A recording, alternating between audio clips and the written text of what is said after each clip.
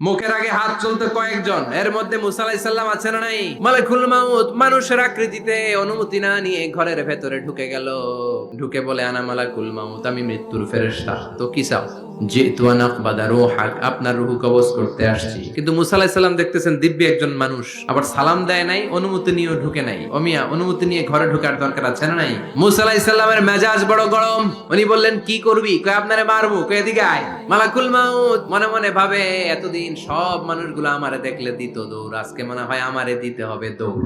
এক পা আগায় দুই পা পেছায় সাহস করে সামনে গেলেন। আবার মুসা আলাইহিস সালাম দিলেন এরকম থাপ্পড়।